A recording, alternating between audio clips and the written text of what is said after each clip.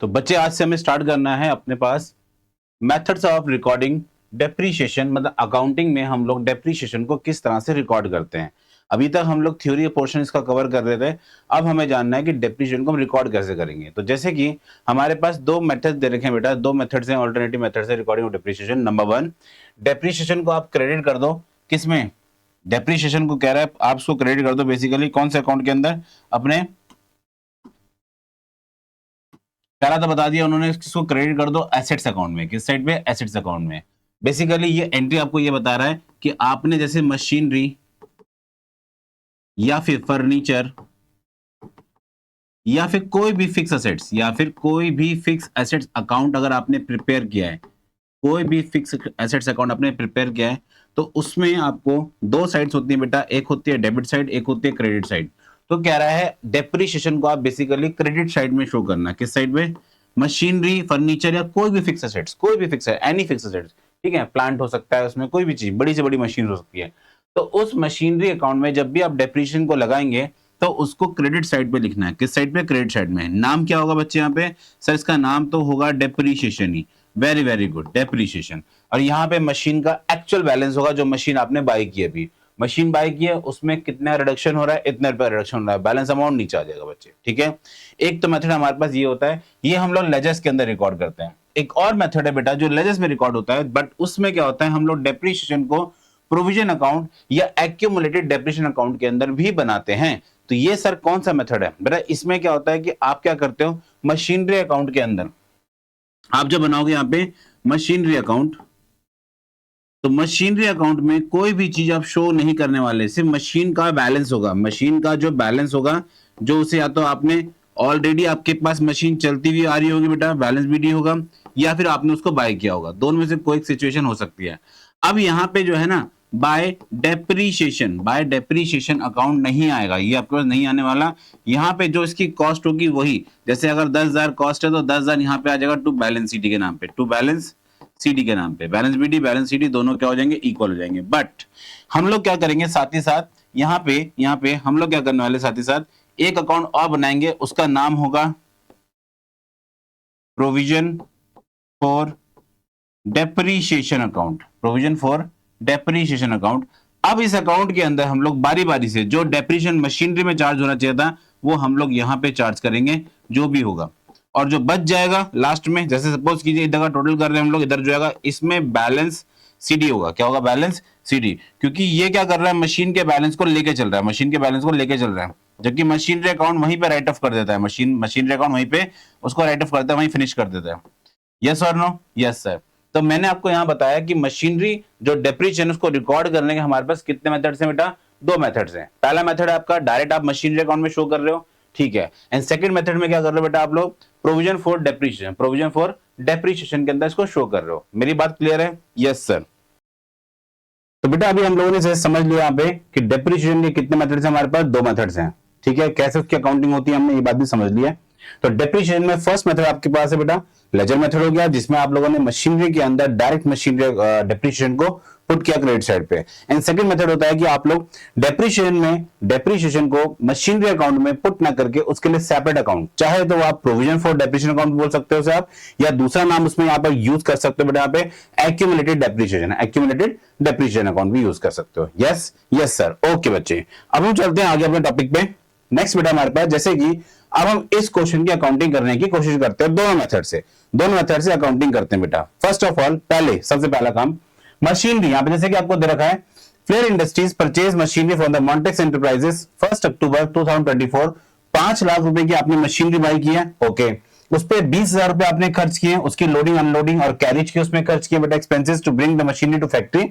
And firm further incur 25,000 रुपए, कितने रुपए, अगेन 25,000 रुपए for installing the installation of the machinery. Pass journal entry, आपको सिर्फ वैसे जनरल पास करनी है। तो पहली बात आपको ये ध्यान देना है, कॉस्ट ऑफ मशीनरी कितनी है, cost of machinery. First of all purchase price नहीं होता इसका, सिर्फ और सिर्फ परचेज प्राइस को आप काउंट नहीं कर सकते। परचेज प्राइस मतलब जैसे कि 5 लाख रुपए, सिर्फ परचेज प्राइस को आप नहीं बोलोगे यहाँ पे कि परचेज प्राइस आपकी कॉस्ट होगी, नहीं। इसमें आप लोग बेटा अब जो ऐड करने वाले हो कॉस्ट, जितनी भी लोडिंग अनलोडिंग, जो भी आपने कैरेज वगैरह पे किया है, तो जैसे आपने कैरेज पे किया इसमें, तो कैरेज है आपका कितने रुपए का, 20,000 रुपीज। एंड देन उसके बाद इंस्टॉलेशन, उसकी इंस्टॉलेशन पे आपने पे किया कितने रुपए, 25,000 रुपीज। कितने, 25,000 रुपीज। तो कुल मिला के आपकी कॉस्ट ऑफ मशीनरी होगी पूरी पूरी आपकी 5,45,000, 5,45,000 ये आपकी मशीनरी होगी। क्या होगी, मशीनरी। ये तो सिर्फ मैंने अभी कॉस्ट की निकाली है। अब बेटा इसकी जनरल एंट्री पास करनी है। तो मशीनरी की जनरल एंट्री क्या होती है, जब हम बाय करते हैं बेटा। तो जनरल एंट्री चैप्टर के अंदर हमने पढ़ा था, मशीनरी अगर हम बाय कर रहे हैं बच्चे, तो मैंने आपको सिंपल सा कंसेप्ट बताया था बेटा इसमें, मॉडर्न अप्रोच के अकॉर्डिंग क्लियर अप्रोच। कौन सी बेटा, क्लियर अप्रोच। यहाँ पे ये डेबिट साइड है, ये आपकी क्रेडिट साइड है। Minus minus plus plus, minus plus plus, minus minus plus. Simple है यहाँ पे, यस सर, ओके। अब यहाँ पे जरा ध्यान देना आप लोग, जो मशीनरी आपने बाय की है 5,45,000 रुपए, ये बेसिकली मशीन आपके लिए क्या है, मशीन आपके लिए है एसेट्स। मशीन आपके लिए क्या है बेटा, एसेट्स है बेटा, ध्यान रखना। दूसरी बात, जितना आपने इसमें खर्च किया है वो आपके लिए एक्सपेंस अकाउंट में भी जा सकता है, बट आप लोग यहाँ पे उसे क्या मान रहे हो, एक्सपेंस ना मान के उसको एसेट की तरह ट्रीट करते हो, क्योंकि खर्चे दो तरीके से होते हैं, एक होता है रेवेन्यू एक्सपेंडिचर, एक होता है कैपिटल एक्सपेंडिचर। रेवेन्यू एक्सपेंडिचर आपका नॉर्मल खर्चा हम लोग मान लेते हैं, कैपिटल जैसे कि हम लोग बोलते हैं एक्सपेंस और एक्सपेंडिचर, तो यहाँ पे इसको हम लोग जितने भी आपके जो मशीनरी की बाय पे जो भी खर्च होगा उसको हम लोग एक्सपेंडिचर की कैटेगरी में डालेंगे। मींस जो है वो आपके लिए एसेट्स है। क्या बेटा, आपके लिए एसेट्स है, एक्सपेंस नहीं है बेटा, वो आपके लिए एक्सपेंस नहीं है यहाँ पे। Yes yes sir. तो मशीनरी जो आपने बाय की बेटा वो आपके लिए एसेट्स है, और एसेट्स आपके बढ़ रहे हैं तो हम लोग क्या करेंगे उसे डेबिट। तो ये किस नाम से आने वाला है, ये एक ही नाम से आएगा यहाँ पे, मशीनरी के नाम से, जो आपने अभी मशीनरी बाय की है। तो आप यहाँ पे लिखोगे जनरल एंट्री के लिए machinery account debit to, machinery account debit 5,45,000 to, यहाँ पे आपने जो भी पे किया, अब जो पैसे आप पे कर रहे हो या तो कैश के थ्रू पे करोगे या फिर बैंक के थ्रू पे करोगे। तो यहाँ पे हम लिख सकते हैं या तो कैश या फिर बैंक, कैश या फिर बैंक। अमाउंटिंग कितनी आएगी बेटा, 5,45,000, 5,45,000। Yes sir, no, yes sir. तो ये आपके पास नेट नेट है। क्या बचे, नेट नेट आपके पास, मशीनरी टू कैश या फिर bank, machinery account debit to cash या फिर बैंक, ये आपकी जनरल एंट्री बचे। Yes sir, no, yes sir, समझ में आ गया, ओके। बट इसके साथ साथ आप एक छोटी सी बात को और समझना बेटा। अब जैसे कि मशीनरी आपने बाय कर ली, मशीनरी बाय करने के बाद अब मशीनरी हमारे पास कोई जरूरत तो नहीं है। जैसे हमारे पास ईयर स्टार्ट होता है 1 अप्रैल से स्टार्ट होता है आपके पास जो भी ईयर होगा, सपोज करो मैं 2023 मान रहा हूं यहाँ पे, तो इसकी एंडिंग कब होगी बेटा, तो इसकी एंडिंग होगी 31 मार्च 2024 में खत्म होगा। ओके, कोई जरूरी है हर कोई बिजनेसमैन यहीं पे मशीनरी को बाय करेगा, 1 अप्रैल में बाय करेगा, कोई मिड में ही बाय कर सकता है। तो क्या डेप्रिसिएशन जब हम चार्ज करेंगे मशीनरी के ऊपर तो पूरे ईयर का लगाएंगे कि उसी मतलब उसी ईयर का जिस समय के अंदर उसने उसको बाय किया बेटा। तो हम यहाँ बात करने वाले जो मशीनरी आप बाय करते हो बेटा, उस पर सिर्फ और सिर्फ सर्टेन जिस दिन आपने बाइंग, आपकी बाइंग की डेट है वहां से लेकर के एट द एंड तक, एट द एंड तक जब तक मशीन आपकी चल रही है ईयर एंड तक, वहां तक आपका डेप्रिसिएशन चार्ज होता है। मेरी बात को समझना, मैं क्या बोलना चाह रहा हूं आपसे। जैसे कि यहाँ पे लिखा है एडिशनल मशीनरी अगर आपने बाय की बेटा, तो कह रहा है एडिशनल मशीनरी के पार्ट पे भी डेप्रिसिएशन चार्ज होता ही होता है। Okay, depreciation is to be charge from the date of purchase. कहां से परचेज, यहां से डेट ऑफ परचेज से आपका लगना स्टार्ट होगा, और कब तक, एंड ऑफ द ईयर। कब तक, एंड ऑफ द ईयर, जो बात अभी हमने की बच्चे। साथ ही साथ अगर यहाँ पे पर एनम वर्ड दे रखा है तो बेस्ट है बेटा, तब तो आपको यहाँ पे जो डेप्रिसिएशन का जो फॉर्मूला होता है, डेप्रिसिएशन का जो फॉर्मूला है, depreciation is equal to cost into rate upon में 100 इंटू टाइम अपॉन 12। टाइम जरूर लगाएंगे बेटा आप लोग, ठीक है, यहाँ पे टाइम जरूर लगेगा। बट लेकिन यहाँ पे क्वेश्चन बोला गया, अगर क्वेश्चन के अंदर आपके पास पर एनम वर्ड नहीं है, जो यहाँ पे हम बताते हैं डेप्रिसिएशन, जैसे कि 20% हो गया, 10% हो गया, 5% हो गया, 10% पर एनम, अगर पर एनम वर्ड ठीक है अगर दे रखा है तो टाइम कंसीडर होगा। अगर पर एनम वर्ड नहीं है तो उस समय पे फॉर्मूला हो जाता है हमारे पास डेप्रिसिएशन का, depreciation equals to cost into rate upon में 100। टाइम को वहां पे इग्नोर कर देते हैं, टाइम को हम लोग वहां पे इग्नोर कर देते हैं, टाइम कंसीडर नहीं करते हैं। ये ध्यान रखना, अगर आपको पर एनम वर्ड दे रखा है तो आपके पास ये वाला फॉर्मूला है, अगर आपके पास पर एनम नहीं है तो फिर आपके पास ये वाला फॉर्मूला है। यस और नो, यस।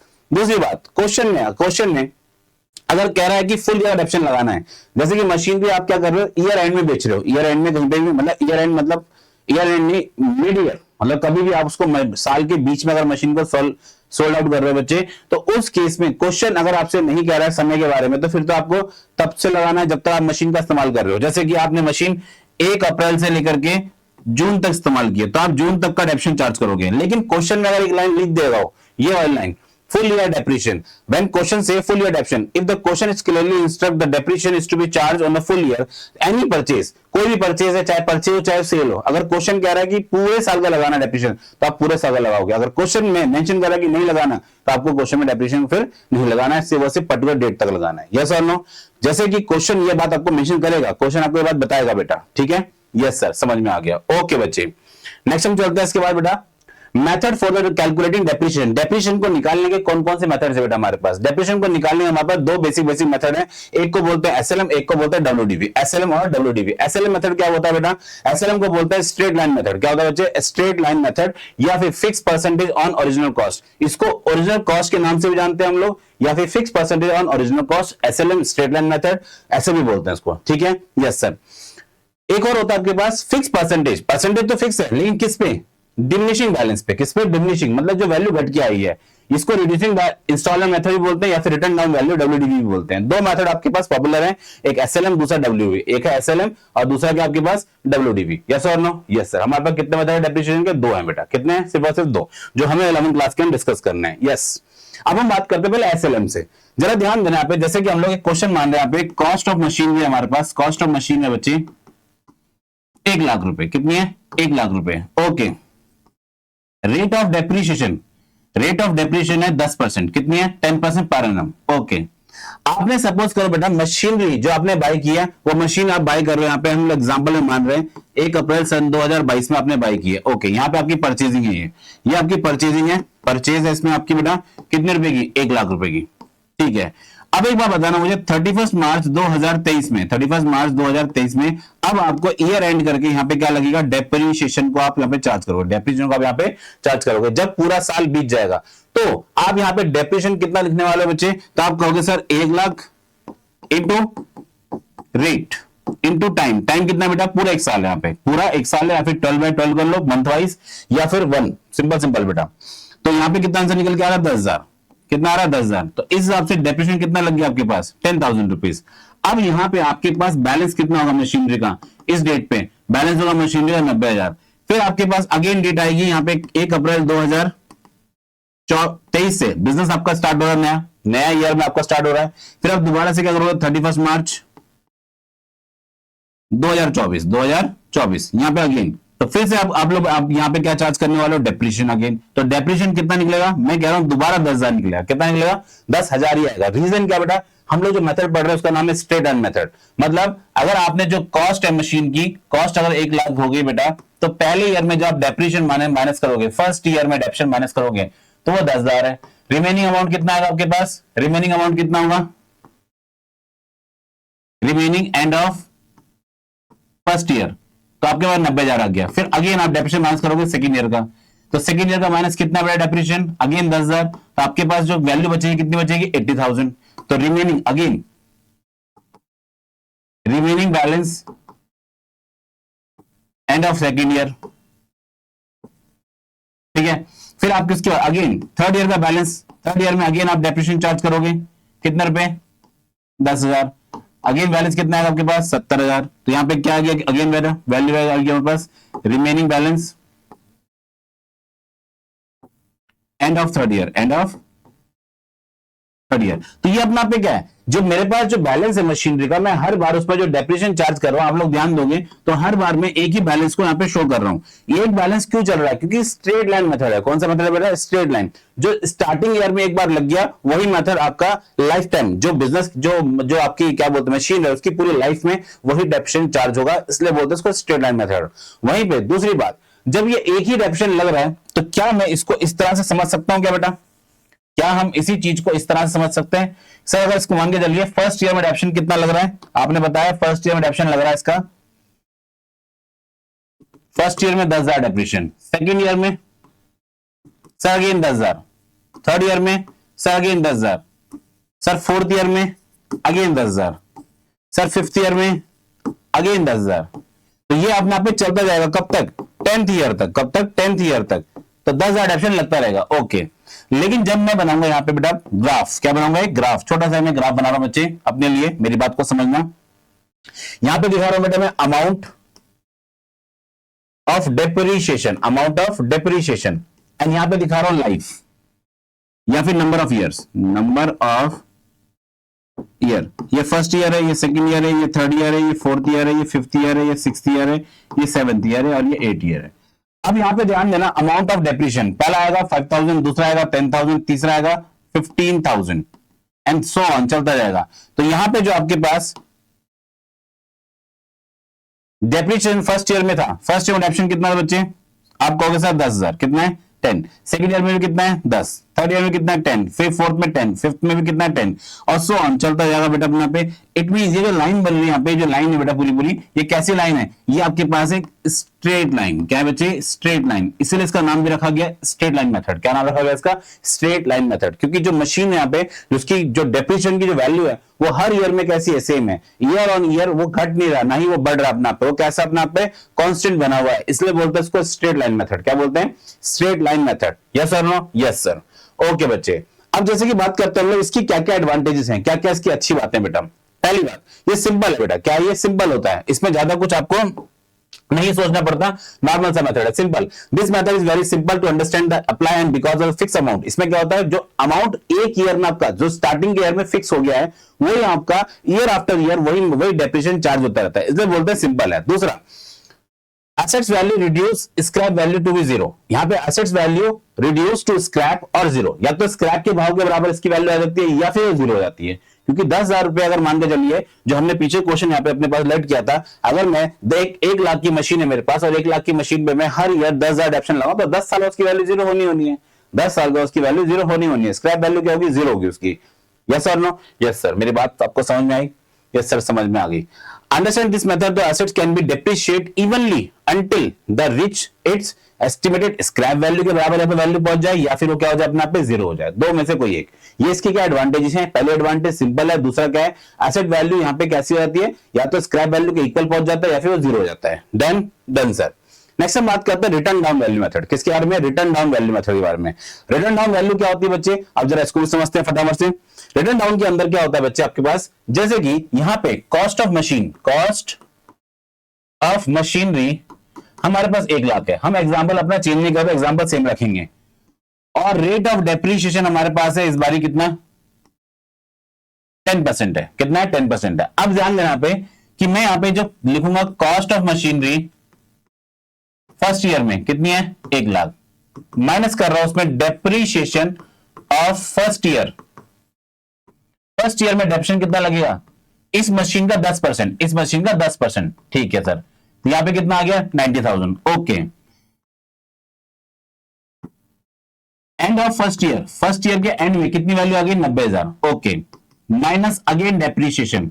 अब यहां पे लगेगा सेकेंड ईयर, कौन सा डेप्रिसिएशन लगने वाला, सेकेंड ईयर। तो सेकेंड ईयर में जो वैल्यू होगी बच्चे, उस वैल्यू पे लगाओगे आप 10% डेप्रिसिएशन, उस वैल्यू पे लगेगा 10% डेप्रिसिएशन। मींस टू से यहाँ पे 90,000 पे 10% डेप्रिसिएशन लग रहा है, तो ये कितना हो जाएगा बच्चे आपके पास, 9,000 रुपए। तो इसका मतलब वैल्यू कितनी आ गई हमारे पास, 81,000 रुपीज। इसको बोलेंगे हम लोग end of second year. Okay, minus कर दो बेटा अगेन इसमें से डेप्रिसिएशन ऑफ थर्ड ईयर में डेप्रिसिएशन कितना चार्ज होगा बच्चे, इसमें से 8100, कितने रुपए होगा बेटा, 8100 रुपए चार्ज होगा। ठीक है, तो अब मुझे एक बार बताना, यहाँ पे वैल्यू कितनी बचेगी सर, यहाँ वैल्यू होगी 72,900। वेरी वेरी गुड बच्चे। फिर यहाँ पे क्या आएगा, एंड ऑफ थर्ड ईयर के एंड में वैल्यू कितनी आ गई है। अब यहाँ पे आप एक चीज गौर करना बच्चे, हर बार जो डेप्रिसिएशन है वो कैसा होता जा रहा है, रिड्यूस होता जा रहा है हर बार। पहले ईयर में डेप्रिसिएशन 10,000 था, दूसरे ईयर में कितना हो गया, 9,000, तीसरे ईयर में कितना हो गया, 8,100। तो अगर मैं यहाँ पे नंबर लाइन बना के चल दोबारा से बेटा, अगर मैं यहाँ पे ग्राफ बनाऊं, नंबर लाइन में ग्राफ बनाता हूं मैं, तो यहाँ पे आपका 1 first year, second year, third हो गया, फोर्थ हो गया, फिफ्थ हो गया एंड सिक्स्थ हो गया। यहाँ पे आपका अमाउंट ऑफ डेप्रिसिएशन हो गया 5,000, यहाँ पे कितना हो गया 10,000, यहाँ पे कितना आ गया आपके पास, ये आ गया 15,000। मैं ऐसा मान के चल रहा हूं, यहाँ पे आपका अमाउंट ऑफ डेप्रिसिएशन, यस, यहाँ पे कितना आ जाएगा बच्चे, नंबर ऑफ ईयर, ये एक्स है आपके पास, ये वाई है। अब यहाँ पे जब मैं अमाउंट दिखाऊंगा फर्स्ट ईयर में, तो फर्स्ट ईयर में मेरे पास जो अमाउंट होगा डेप्रिसिएशन का वो कितना होगा बच्चे, फर्स्ट ईयर में अमाउंट ऑफ डेप्रिसिएशन कितना होगा, 10,000, कितना होगा 10,000। सेकंड ईयर में कितना होगा बच्चे, 9,000, कितना आएगा, सेकंड ईयर में आपका आएगा 9,000, कितना आएगा 9,000। एंड उसके बाद 8,100 रुपीज थर्ड ईयर में, और फिर ये लगातार क्या होगा, डाउन चला जाएगा, लगातार क्या कैसा होगा, डाउन डाउन डाउन डाउन होता चला जाएगा। इसलिए इसका नाम भी क्या है, रिटर्न डाउन वैल्यू मेथड। क्या बोलते हैं, return down value method, return down WDV इसलिए इसको बोला जाता है, या फिर रिड्यूसिंग बैलेंस मेथड इसलिए इसको कहा जाता है। जबकि इसमें जो ग्राफ होता है बच्चे पहले वाले मेथड के अंदर आपका, वो ग्राफ एज इट इज वो अपना आप पे क्या होता है, पैरेलल टू एक्स एक्सिस चलता रहता है, क्योंकि जो डेप्रिसिएशन फर्स्ट ईयर निकाला आपने वही आपका ईयर आफ्टर ईयर, चाहे फर्स्ट ईयर हो, चाहे सेकंड ईयर हो, चाहे थर्ड ईयर हो, चाहे फोर्थ ईयर हो, चाहे फिफ्थ ईयर हो, कोई भी ईयर हो, उसमें डेप्रिसिएशन कैसा रहेगा, सेम रहेगा। लेकिन जो अभी हमने बात की यहाँ पे रिटर्न डाउन के अंदर, डेप्रिसिएशन समय के साथ साथ ईयर आफ्टर ईयर वो कैसा होता जाएगा, रिड्यूस होता जाएगा। कैसा होता जाएगा, रिड्यूस होता जाएगा। यस और नो, यस सर, समझ में आ गया, वेरी वेरी गुड बच्चे। अब जरा ध्यान देना बेटा यहाँ पे कि लिमिटेशन पढ़ लेते हैं हम लोग स्ट्रेट लाइन की। किसकी, limitation of straight line.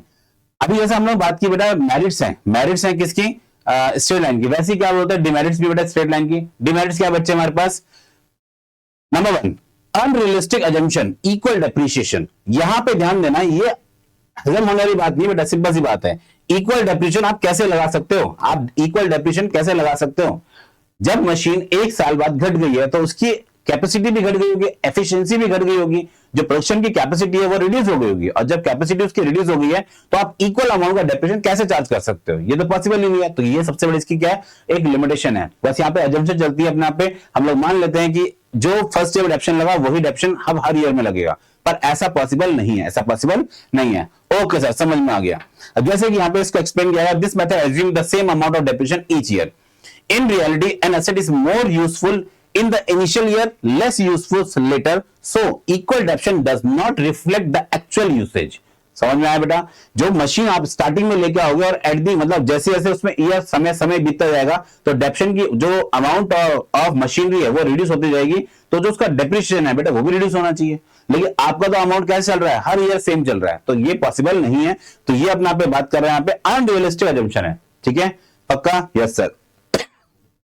Next हम बात करते हैं repair increase over time. Repairs increase over time, and asset become the older and efficiency decrease and repair expenses increase. ठीक है, लेकिन आप यहाँ पे क्या कर रहे हो, डेप्रिसिएशन का अमाउंट इक्वल होने चल रहे हो, डेप्रिसिएशन का अमाउंट आप कैसे कर रहे हो इक्वल, जबकि वो कह रहा है कि जैसे जैसे मशीन की वैल्यू, मशीन की लाइफ बीतती जाती है, ज्यादा होती जाती है, तो अमाउंट ऑफ एक्सपेंस कैसा होता जाता है, बढ़ता जाता है, और डेप्रिसिएशन क्या आपका इक्वल चल रहा है। ऐसा पॉसिबल नहीं है, ऐसा पॉसिबल कभी भी नहीं होता। यस और नो, यस सर।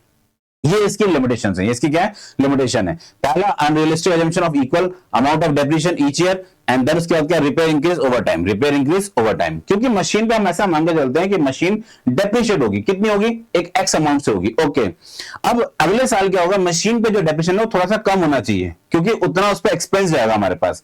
तो इक्वल अमाउंट का जो डेप्रिसिएशन पहले खर्चा था, जो इनिशियल ईयर में मशीन हमारे पास आई थी, सेकंड ईयर में क्या होगा, मशीनरी के खर्चे कैसे होते जाते हैं, मशीन के खर्चे बढ़ते जाते हैं और डेप्रिसिएशन कम होता जाता है। डेप्रिसिएशन कैसा होता जाएगा, कम होता जाएगा, डेप्रिसिएशन कम होगा और खर्चे बढ़ते जाएंगे। मतलब जो हम बात यहां पे कर रहे हैं बेटा, जो अभी हम लोगों ने मेथड समझा ये वाला, हम ऐसे मानते हैं रिटर्न डाउन वैल्यू के अंदर जो इसकी लिमिटेशन है, ये अमाउंट ऑफ डेप्रिसिएशन है, अमाउंट ऑफ डेप्रिसिएशन में कितना लेना चाहिए, 10,000 रुपए। अब ऊपर और नीचे का जो ग्राफ है, ऊपर का ग्राफ आपको बताता है कि ये जो अमाउंट है, amount of depreciation, amount of depreciation ये कैसा होता जाएगा, रिड्यूस होता जाएगा, ये ग्राफ वाइज रिड्यूस होता जाएगा। और जो एक्सपेंस ऑन मशीनरी है, ऑन मशीनरी ये बढ़ते जाएंगे, क्योंकि इनिशियल ईयर में कम होगा, ये अमाउंट कैसा होगा, कम होगा, फिर सेकंड ईयर में, फिर फर्दर नेक्स्ट ईयर में क्या होगा, ये अमाउंट बढ़ता जाएगा, बढ़ता जाएगा, बढ़ता जाएगा, बढ़ता जाएगा, जबकि डेप्रिसिएशन कम होता जाता है इन रियल। ठीक है, लेकिन एसएलए मेथड के अंदर क्या बोल रहा है आपसे, एसएलए मेथड के अंदर जो ग्राफ है हमारे पास वो कह रहा नहीं, हम लोग डेप्रिसिएशन का रेट कैसे मानेंगे, सेम। डेप्रिसिएशन का रेट कैसे मान रहे हैं, यहाँ पे सेम मान रहे हैं। तो यहां पे जो खर्चे हैं वो तो खर्चे ऐसे जाएंगे फिर आपके पास, तो यहां पे आपके लिए एक दिक्कत आती है, और यही सबसे बड़ी प्रॉब्लम है एसएलएम मेथड की। सबसे बड़ी प्रॉब्लम बेटा यही है एसएलएम मेथड की। इसी वजह से एसएलएम मेथड को इनकम टैक्स एक्ट में भी नहीं माना जाता, उसको सिर्फ और सिर्फ हम लोग एक मानते हैं यहाँ पे कि अजम्पशन है। ये क्या अजम्पशन है कि रियल मतलब जो मशीनरी है वो इक्वल अमाउंट से रिलीज होती जाती है। यस और नो, यस सर। मेरी बात यहां तक आप सब क्लियर। इसीलिए बेटा नीचे मैंने ये वाला कंसेप्ट यूज किया, पहले रिटर्न डाउन का इस्तेमाल किया बेटे, फिर मैंने आपको लिमिटेशन समझाई ताकि आप दोनों चीजों को मैच कर पाओ। ठीक है, यस सर, समझ में आ गया। ओके बच्चे।